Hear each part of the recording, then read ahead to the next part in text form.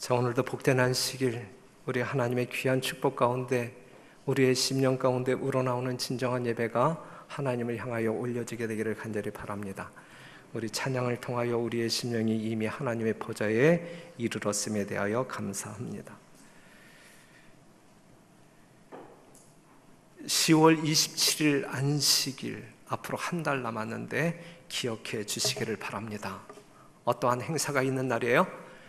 이 별내교회 가장 중요한 행사, 1000명 돌파 감사 예배 드리는 날, 총동원 안식일로 저희들이 결정했는데, 이때는 모든 성도들 무결석 안식일로 우리가 정해서 이 행사를 치루었으면 좋겠습니다.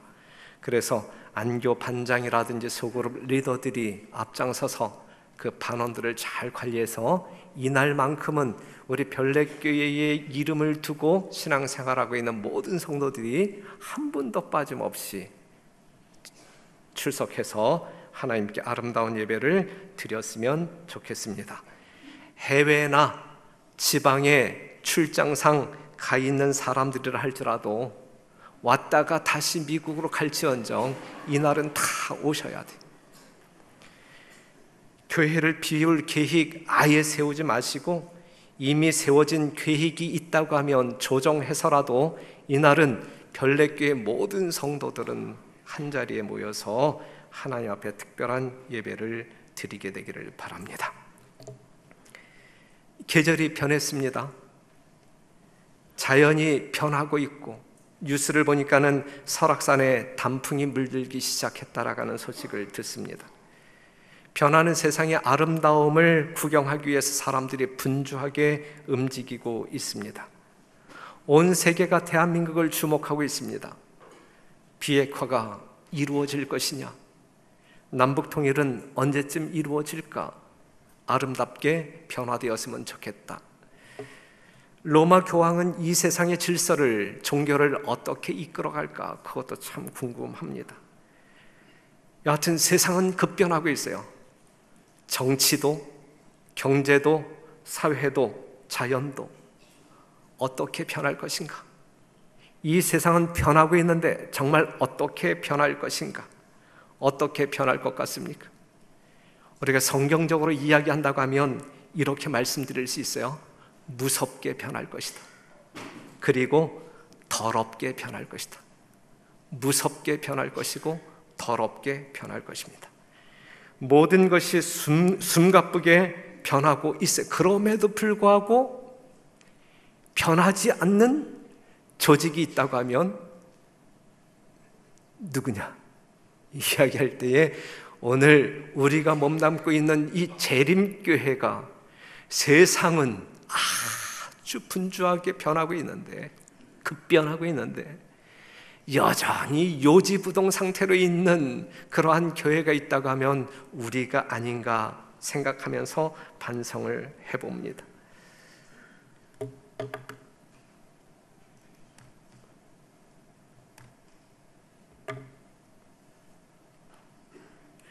요한계시록 3장 16절, 내가 이같이 미지근하여 더웁지도 아니하고 차지도 아니하니 내 입에서 너를 토하여 내치리라 그랬어요. 우리는 2번에 걸쳐서 금요일 저녁 예배, 어제까지 이 라오디게아 교회에 보내는 기별을 복습했습니다. 정말 이 교회는 변해야만 합니다. 이 변화의 필요성에 대해서 아주 강조를 많이 했는데, 하나님께서 때를 따라 이 시대 백성들에게 양식을 나누어 주는 이유가 어디에 있느냐? 때를 따라 양식을 주는 이유가 때를 따라 변화되기를 기대하는 하나님의 마음입니다. 재림의 징조를 미리 예고하시고 그것이 우리의 눈앞에서 이루어지게 역사하시는 하나님의 뜻은 어디에 있느냐? 그것은 이 시대의 백성들이 하나님께서 원하시는 모양대로 변화되기를 기대하고 있다라는 분명한 메시지입니다. 어떤 회사가 새로운 개밥을 개발했어요. 그 개밥에는 모든 영양소가 골고루, 단백질도 무기질도, 지방도, 탄수화물도 아주 골고루, 아주 영양적으로 볼 때에 아주 균형지게, 아주 멋있는 케밥을 개발했어요. 그리고 포장도 멋지게 홍보합니다. 신문이고 정말 모든 미디어 매체를 통해서 아주 대대적으로 홍보했어요. 상당히 성공이 예감되어지는, 하지만 6달이 지난 다음에 결과를 보았을 때에 판매고가 제로, 하나도 팔리지 않는 거예요. 상당히 긴장한 이 회사 사장이 이제 이 총판 책임자들을 모아놓고 회의를 합니다. 뭐가 잘못됐냐, 뭐가 팔리지 아니하는 이유가 어디에 있느냐. 이렇게 영양적으로도 정말 멋지게 만들었고 포장을 봐라, 우리가 얼마나 많은 돈을 들여서 홍보하고 있느냐. 그럼에도 불구하고 팔리지 아니하는 이유가 뭐냐 도대체. 그 이유를 말해봐라. 더더군다나 우리의 경쟁 회사와 비교해 볼 때 가격도 저렴한데 안 팔리는 이유가 뭐냐. 아무도 그 이유를 말하지 못해. 한참 정적이 흐른 다음에 한 사람이 뒤에서 이야기합니다. 사장님, 강아지들이 그것을 좋아하지 않습니다. 그게 이유, 강아지들이 그것을 좋아하지 않습니다.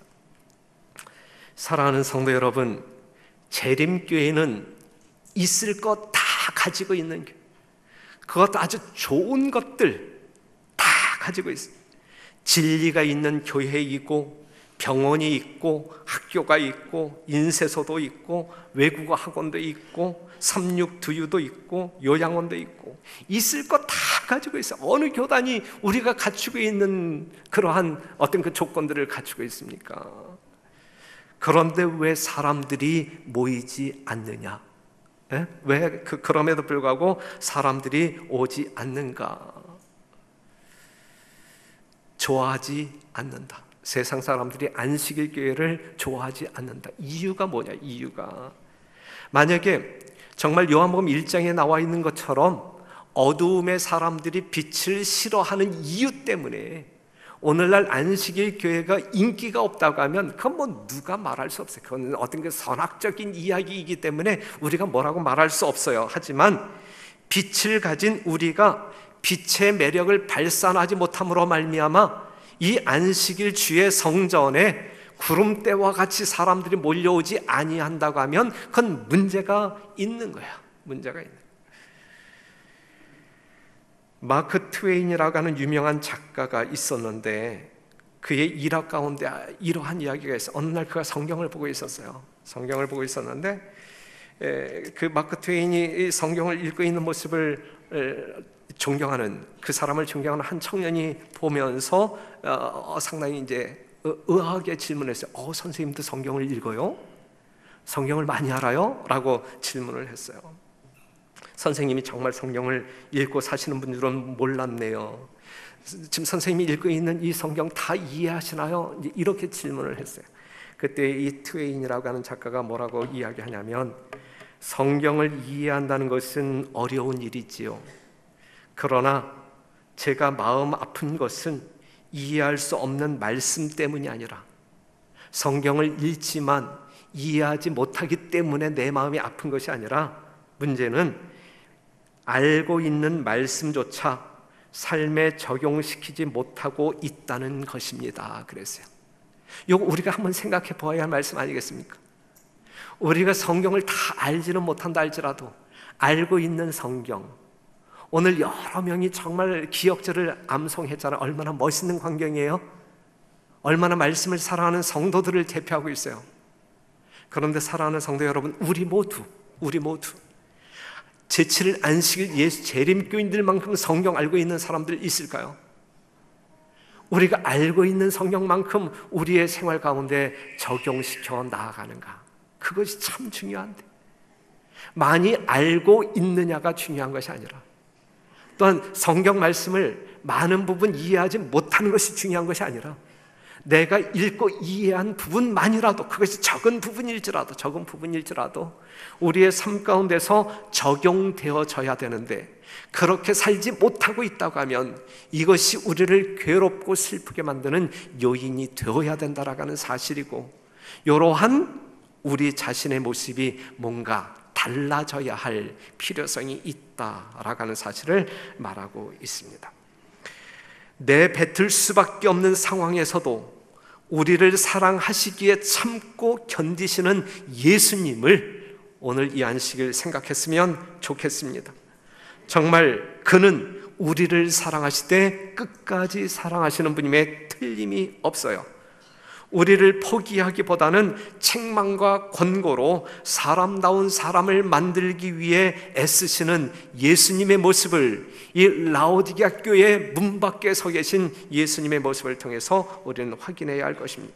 우리를 떠나지 아니하시고 여전히 문 밖에 서시어 기다리시는 예수님, 오늘 이 안식일 우리가 그 예수님을 향하여 문 열고 그 예수님을 영접하여 그 주님과 더불어 먹고 마시는 아름다운 성도, 그 기쁨을 누리게 되시기를 간절히 바랍니다.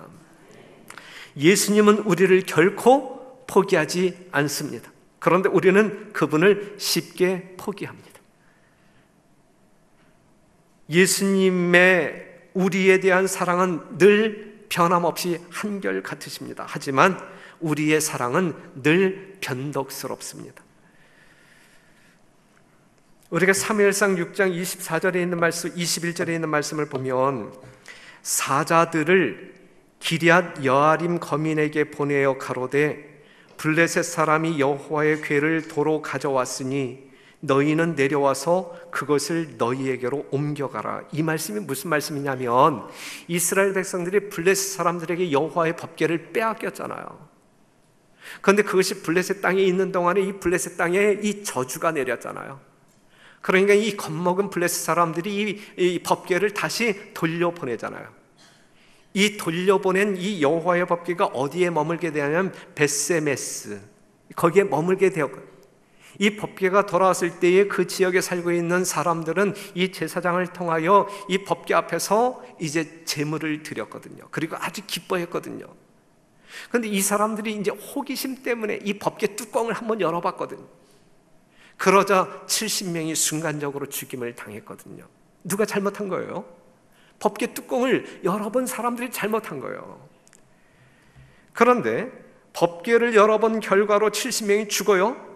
그러자 이 두려운 마음으로 이 법궤가 여기에 있어서는 안 되겠다 해서 기럇 여아림 사람들을 불러서 이거 가져가라 라고 이야기하고 있는 것이거든요.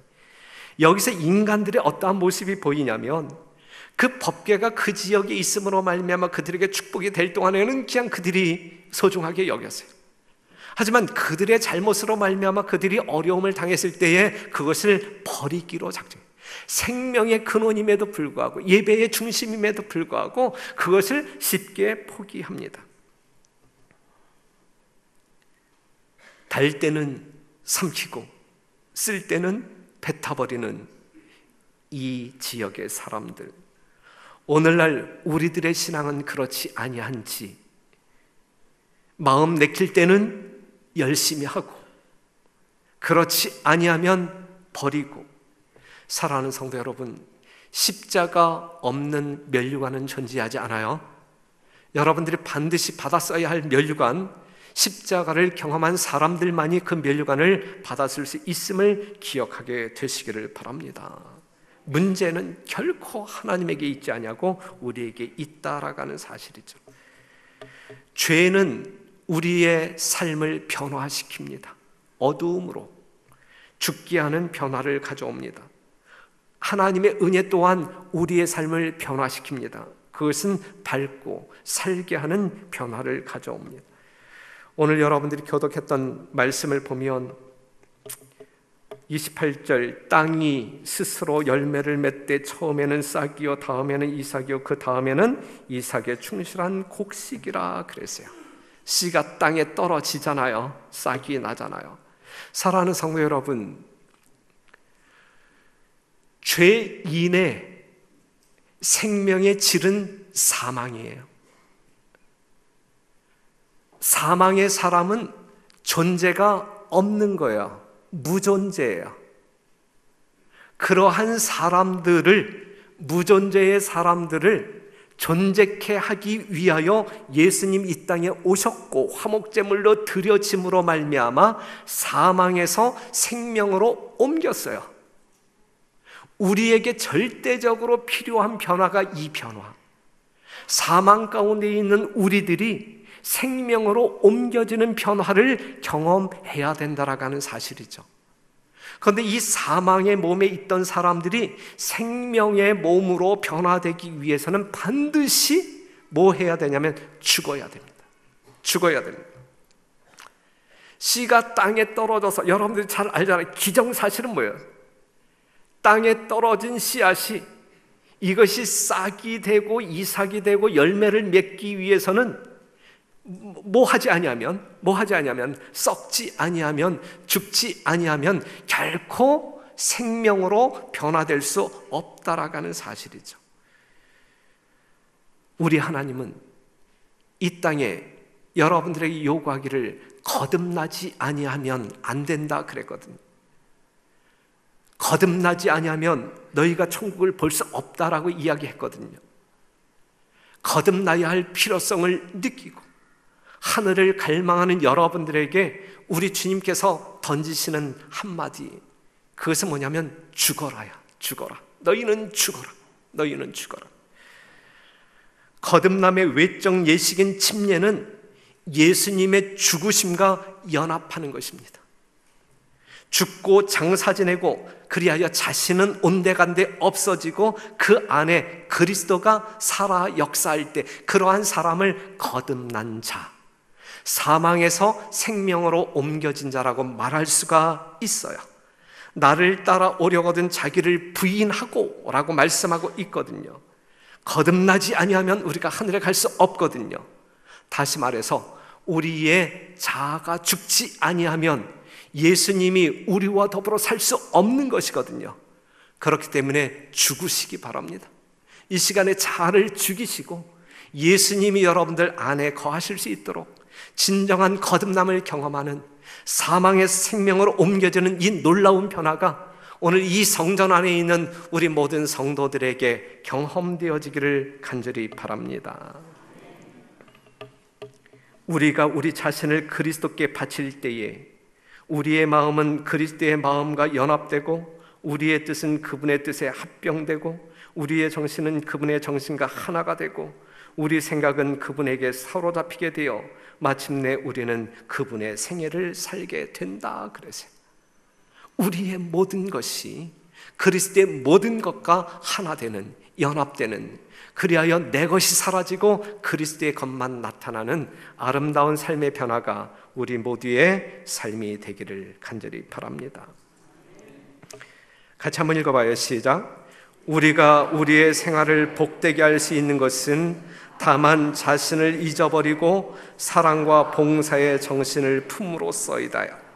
우리가 우리의 생활을 복되게 할 수 있는 것은 다만 자신을 잊어버리고 사랑과 봉사의 정신을 품을 때 가능하다라고 하는 사실이죠. 변화는 누구에게서부터 일어나야 합니까? 나에게서부터. 별내교회 담임 목사에게서부터, 나에게서부터, 우리의 가정에서부터, 교회에서부터 변화는 경험되어져야 합니다. 있어야 합니다. 역대상 12장 40절에 있는 말씀 보면 이것은 다윗이 이제 왕위에 오를 때 그 그러한 배경에서 나온 말씀인데, 또 근처에 있는 자로부터 이사갈과 스불론과 납달리까지도 식물을 나귀와 약대와 노새와 소에 무수히 실어왔으니 곧 과자와 무화과 병과 건포도와 포도주의 기름이요 소와 양도 많이 가져왔으니 이스라엘 가운데 희락이 있음이었더라 그랬어요. 주변 국가에서 수많은 것들을 이제 마차에 싣고 어디에 왔어요? 이스라엘에게 와서 주었다 이거예요. 이스라엘에 무엇이 있었기 때문에? 희락이 있었기 때문에. 사랑하는 성도 여러분, 우리 별내교회가 여러분 각자의 심령 가운데 진정으로 거듭남으로 말미암아 살아계신 예수님이 여러분들의 삶을 주장하실 때 여러분들의 삶은 변화될 것이고, 여러분들이 변화되면 교회는 달라질 것이고, 이 달라졌다라고 하는 소문이 이 주변 모든 사람들에게 번져 나아갈 때에 수많은 사람들이 몰려올 것이다라고 하는 말씀이거든요. 그곳에 희락이 있음으로 말미암아, 하나님께서 주시는 평안이 있음으로 말미암아 그러한 사람들을 보기 위하여 사람들이 모여들 것이다라고 이야기하고 있거든요. 이 주변에 있는, 아니 먼 지방에 있는 사람들도 아주 잘못된 정보에 의하여 이 별내교회를 오해하고 있는 사람들이 조금 있는 것 같아요. 많이는 아니고. 우리가 1000명 돌파 감사 예배를 드립니다. 오늘 이 설교를 누군가가 지방에 있는 사람들이 유튜브로 이제 볼 거예요. 그분들이 올바로 이해했으면 좋겠는데, 그들이 오해하고 있는 것 중에 하나가 무엇이냐면, 별내교회가 1000명 돌파했다고 여기에 대하여 부정적인 의미를 부여하는 사람들이 있어요. 어떠한 것이냐면 별내교회 성도들이, 못된 목사가 주변 교회에 있는 성도들을 뺏어왔다, 뺏어와서 1000명을 만들었다, 이렇게 이해하고 있는 분들이 있어요. 이건 전적으로 오해임을 전국에 있는 재림 성도들에게 공포하는 바입니다. 아니잖아요. 분명히 아니잖아요. 여러분들의 어떠함 때문에, 그 다음에 이 별내 지역에 이제 신도시가 형성됨으로 말미암아 이 지역으로 이사온 사람들이 이제 교회를 찾아야 되는데, 그래도 다른 교회보다 이 교회의 소문이 좋게 났기 때문에, 그리고 실제적으로 와서 보니까 소문보다 더 따뜻하고 사랑이 많은 교회이기 때문에 정착하는 것이지, 그래서 늘어나고 있는 것이죠. 그렇죠? 예? 우리가 다른 교회에 있는 사람들을 어거지로 뺏어와서 이 자리에 앉게 하지는 않잖아요. 여러한 잘못된 그러한 어떤 그 이해를 가지고 있는 성도들은 정죄하지 아니할 테니까 개인적으로 회개하시고 정말 이 교회에 대하여 아름다운 시선으로 봐주기를 간절히 바랍니다. 처음에는 싹이 뭘로 변화해야 돼요? 이삭으로 변해야 돼요. 이삭. 처음에는 싹이요, 다음에는 이삭이요, 그 다음에는 이삭의 충실한 곡식이라 그랬는데, 그냥 싹으로 영원히 있게, 이건 아니란 말이죠. 씨가 발아하여 싹이 되었다고 하면 싹이 성장하여 이삭으로 자라나야 되는 것이거든요. 이것이 생명체의 당연한 변화이거든요. 여러분들이 예수 그리스도를 믿음으로 말미암아 거듭났잖아요. 생명력이 들어갔잖아요. 그렇다고 하면 자라나는 것이 당연한 순서이란 말이죠. 여전히 예수님을 처음 믿을 때와 동일한 모습으로 그러면서 신앙의 연조만을 강조한다라고 자랑한다라고 하게 되면 그건 아니란 말이죠. 그건 아니란 말이죠. 필요한 영양과 조건을 공급받으면서 계속 자랄 때 진정한 생명을 보존할 수 있는 것이다. 그리스도의 장성한 분량까지 자라기 위한 방법은 날마다 죽는 거예요. 그래서 바울이 나는 날마다 죽노라 그랬어요. 날마다 죽노라. 죄된 자아가 날마다 죽음으로 새롭게 된 바울이 날마다 새로운 모습으로 태어났어요. 날마다 죽을 때 날마다 새로운 바울이 태어났어요. 여러분들이 날마다 죽을 때 여러분들이 날마다 새로운 사람들로 태어나고 성장하는 것이거든요. 여러분들이 이미 잘 아는 말씀인데 고린도전서 15장 9절에 있는 말씀, 나는 사도 중에 지극히 작은 자라 바울이 이야기했어요. 사도 중에 작은 자. 그 다음에 이보다 한 5년 뒤에 쓰여진 에베소 3장 8절에 있는 말씀을 보면 모든 성도 중에 지극히 작은 자라고 이야기했어요. 사도가 커요? 아니면 성도가 커요? 예? 자, 고린도전서 15장 9절에서는 나는 사도 중에 작은 자. 그런데 에베소 3장 8절에 있는 말씀을 보게 되면 성도 중에 작은 자. 바울이 더 커졌어요? 더 작아졌어요? 더 작아졌다 이거죠. 디모데전서 1장 15절에 있는 말씀을 보게 되면 끝부분을 보게 되면 죄인 중에 내가 괴수라 그랬어요. 사랑하는 성도 여러분, 사도, 성도, 죄인, 시간이 지나면 지날수록 바울은 커졌어요? 작아졌어요? 작아졌다. 지극히 작아졌다. 지극히 작아졌다. 점점 작아지는 바울을 볼 수 있어요. 점점 작아지는 바울 속에서 우리는 점점 커지는 누구를 발견할 수 있어요? 예수님을 볼 수 있는 거예요. 점점 작아지는 여러분들의 모습 속에서 다른 사람들은 점점 커지는 예수님을 볼 수가 있는 거예요. 이것이 우리가 추구해야 할 변화다. 이것이 우리가 추구해야 할 변화다. 결국 그리스도의 장성한 분량까지 자라기 위해서는 우리의 자아는 계속해서 죽는 경험을 해야 되는 것입니다. 자라나는 것은 매일의 과정이에요. 자라나며 멈출 때 거기에는 열매가 열릴 수 없어요. 꾸준히 노력하고 열심을 낼 때 건전한 성장은 이루어지고 급기야 때가 되어 열매를 맺을 수가 있는 것입니다.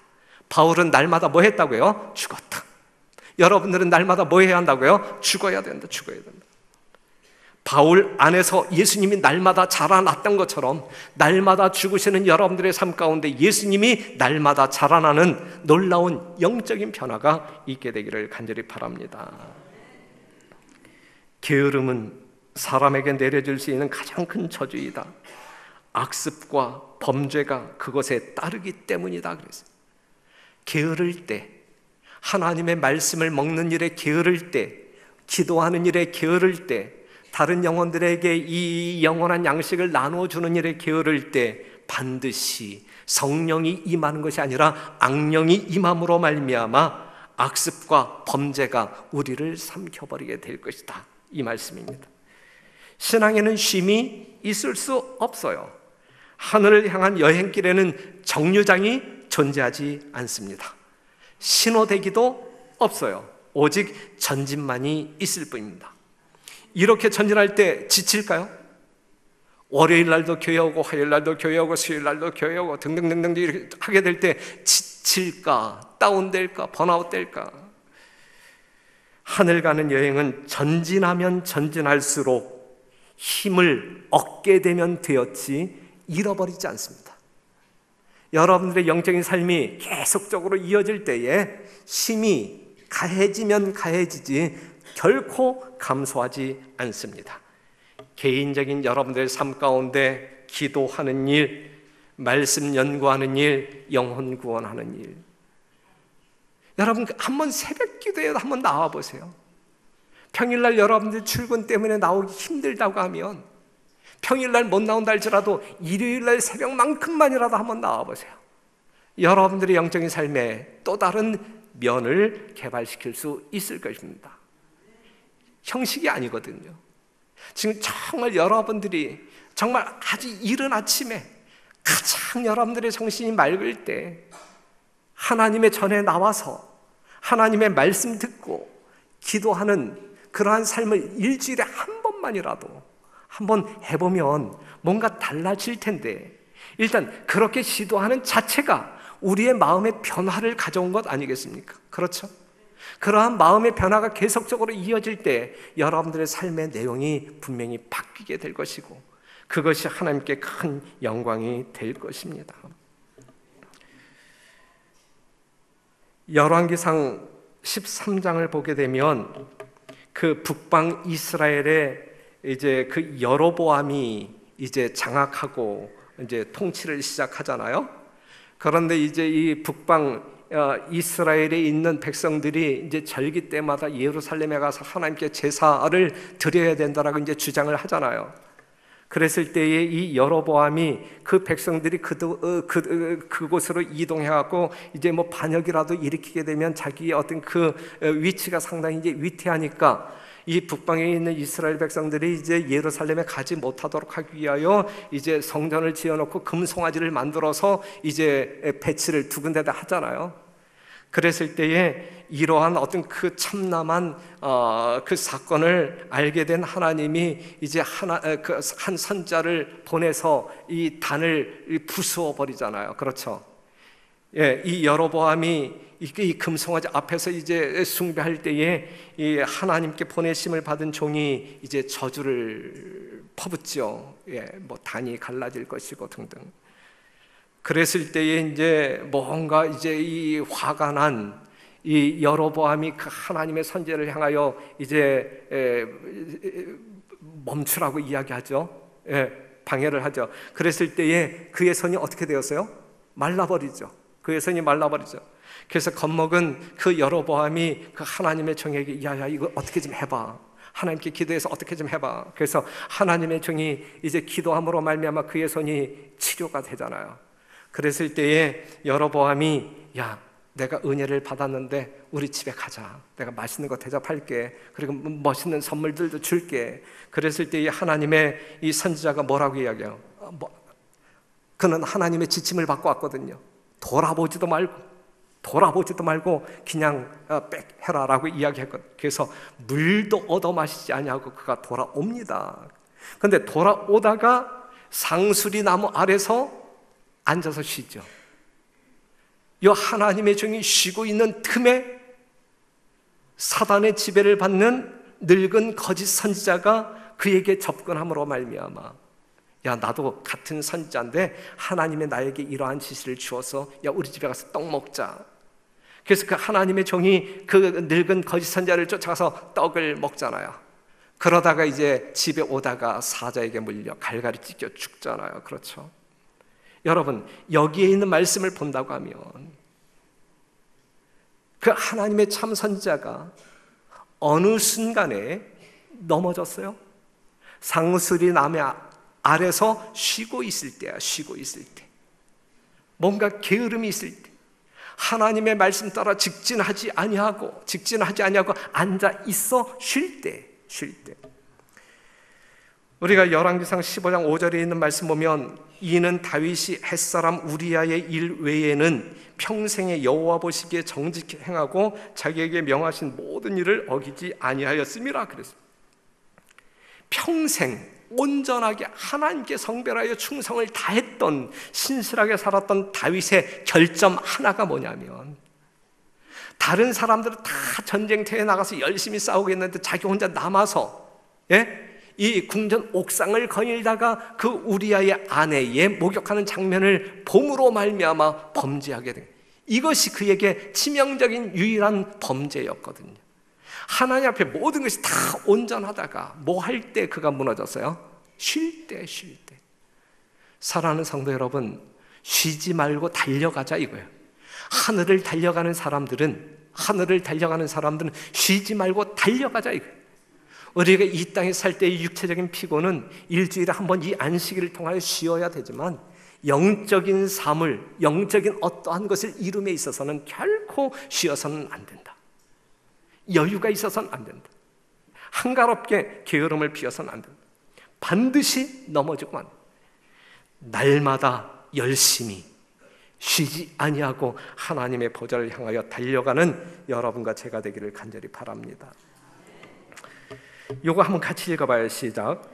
하나님께서 보시고 웃으시는 것은 즐거움과 자원하는 마음으로 행한 날마다의 꾸밈 없는 극기의 행위이다 그랬어요. 어떤 말씀을 여러분들이 정리하시겠어요? 하나님께서 보시고 웃으시는 것은, 하나님께서 여러분들을 보실 때 기뻐하시는 것은 즐거움과 자원하는 마음으로 행한, 즐거움과 자원하는 마음, 능동적으로 행한 날마다, 날마다, 격일로가 아니고 격주가 아니고 날마다의 꾸밈 없는 극기의 행위를 볼 때에 우리 하나님은 여러분들을 향하여 흐뭇한 미소를 지으신다. 여러분들의 삶을 기쁨으로 받아주신다라고 하는 사실이죠. 여러분들의 삶이 이렇게 경영되어지기를 간절히 바랍니다. 변화는 아름다워요. 아름다움은 기쁨과 즐거움을 증대시킵니다. 그런데 변화의 절정이 뭐냐? 변화의 절정이 싹이냐? 이삭이냐? 아니면 이삭에 핀 꽃이냐? 무엇이 기쁨의 절정이냐? 변화의 절정이냐? 변화의 절정은 뭐냐? 뭐냐? 그것은 뭐라고 이야기해요? 열매다. 열매. 푸르름과 꽃의 변화를 바라보며 농부는 즐거워하지만 그가 궁극적으로 바라는 것은 곡간에 거두어들일 열매이지 꽃이 아니다. 꽃이 아니다. 하나님이 하늘 백성들에게 결국 바라는 것은 알곡되어 하늘에서 영원히 살자고 하는 것이지, 그냥 우리가 이 땅에서 잠깐 빛나는 어떠한 꽃이 아니다라고 하는 사실. 하나님의 백성들이 맺을 수 있는 열매의 이름이 뭡니까? 여러분들이 맺어야 할 열매의 이름이 뭡니까? 여러분들이 분명히 영거로 하늘 곳간에 드려져야 할 그 열매의 이름이 뭡니까? 성령의 열매죠. 성령의 열매, 사랑, 희락, 화평, 오래 참음, 자비, 양성, 충성, 온유, 절제. 성령의 열매. 요걸 그냥 한마디로 줄인다고 하면 어떻게 줄일 수 있어요? 요 9가지의 이 성령의 열매의 특성을 그냥 하나로 줄인다고 하면, 한마디로 줄인다고 하면, 그냥 예수야. 이건 예수의 성품 자체예요. 그렇죠? 예수야. 사랑으로 요약될 수 없어요. 여기 이미 성령의 열매에는 사랑이 들어갔잖아. 그렇죠? 그렇기 때문에 이 9개의 열매를 그냥 하나로 요약한다고 하면 이것은 예수 그리스도란 말이죠. 우리는 그리스도와 같은 사람이 되어야 한다는 말씀이에요. 그리스도와 같이 말도 하고 행동도 해야 한다는 말씀이에요. 이것이 열매란 말이죠. 우리가 맺어야 할 열매란 말이죠. 마가복음 4장 29절, 열매가 익으면 곧 낫을 대나니 이는 추수 때가 이르렀음이니라 그랬어요. 그래서 요한계시록 14장 14절 보면, 또 내가 보니 흰 구름이 있고 구름 위에 사람의 아들과 같은 이가 앉았는데, 예수님이죠. 그 머리에는 금면류관이 있고 그 손에는 이 한 낫을 가졌더라. 또 다른 천사가 성전으로부터 나와 구름 위에 앉은 이를 향하여 큰 음성으로 외쳐 가로되, 내 낫을 휘둘러 거두라. 거둘 때가 이르러 땅에 곡식이 다 익었음이로라 하니, 구름 위에 앉으시니까 낫을 땅에 휘두름에 곡식이 거두어지니라. 예수님이 이러한 곡식을 거둘 때에 우리가 거두어 드려지는 바 되어야 되거든요. 이때에 우리가 하나님의, 예수님에 의하여 거두어 드려지지 아니한다고 하면 우리 얼마나 불쌍한 사람이에요. 우리가 요한복음 4장에 있는 말씀을 보게 되면, 눈을 들어 들판을 보라. 여러분, 눈을 들어 들판을 보세요. 가을이잖아요. 논바닥의 벼가 다 누렇게 익어가고 있습니까? 익어가고 있어요. 성도 여러분, 오늘날 이 세상에 예수님이 구원해야 할 수많은 영혼들, 여러분들을 정말 간절히 기다리고 있을까요?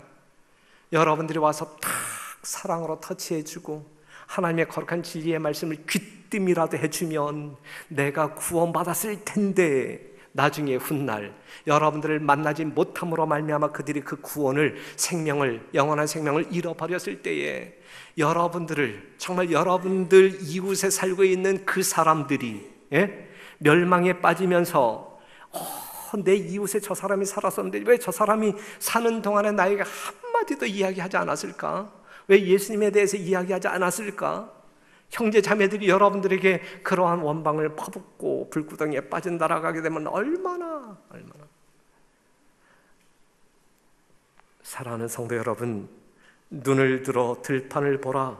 휘어져 추수하게 되었도다라고 말씀하고 있어요. 마태복음 21장 28절, 그러나 너희 생각에는 어떠하뇨? 한 사람이 두 아들이 있는데 맏아들에게 가서 이르되, 오늘 포도원에 가서 일하라 하니 대답하여 가로되, 아버지여 가겠소이다 하더니 가지 아니하고, 둘째 아들에게 가서 또 이같이 말하되 대답하여 가로되 실소이다 하더니 그 후에 뉘우치고 갔으니 그 둘 중에 누가 애비의 뜻대로 하였느뇨? 가로되 둘째 아들이니이다. 예수께서 저희에게 이르시되, 내가 진실로 너희에게 이르노니 세리들과 창기들이 너희보다 먼저 하나님의 나라에 들어가리라 그랬어요. 사랑하는 성도 여러분, 두 아들에게 변화가 일어났어요. 큰 아들 예 하고 아니요로 끝났어요. 요건 잘못된 변화예요. 잘못된 변화. 둘째 아들은 아니요, 그 다음에 예로 변했어요. 사랑하는 성도 여러분, 우리는 어떻게 변해야 할 사람일까? 어떻게 변해야 할 사람? 우리가 엊그제도 이 방문하는 집사님들하고 이야기했는데, 제발 과거, 지나간 과거의 열정적인 자신의 신앙 이야기하지 말아라. 그것보다 망신스러운 일이 어디에 있어요? 옛날에는 이 정도로 뜨겁게 열심히 신앙생활했는데, 방문도 열심히 했고 교회 생활도 열심히 했고 화요일도 한 번도 빠지지 아니하고 새벽 기도도 열심히 나고, 그런데 지금 그렇게 안 살고 있다는 이야기거든요. 이것보다 자기 망신이 어디에 있어요? 옛날보다 훨씬 좋아져야지. 훨씬 좋아져야지. 사랑하는 성도 여러분, 우리는 변해야 합니다. 지금 우리는 수많은 변화를 보고 사는 사람들이에요. 그러한 변화를 보고 살면서 하나님의 음성을 들어야 되는데, 너도 변해라, 여러분들도 변해야 된다라고 하는 거예요. 변해야 산다라고 하는 것이거든요. 씨가 떨어져서 싹이 되고 이삭이 되고 열매를 맺어야 된다라고 하는 것이거든요. 자연 속에서, 천연계 속에서 이러한 교훈을 우리에게 실제적으로 주고 있잖아요.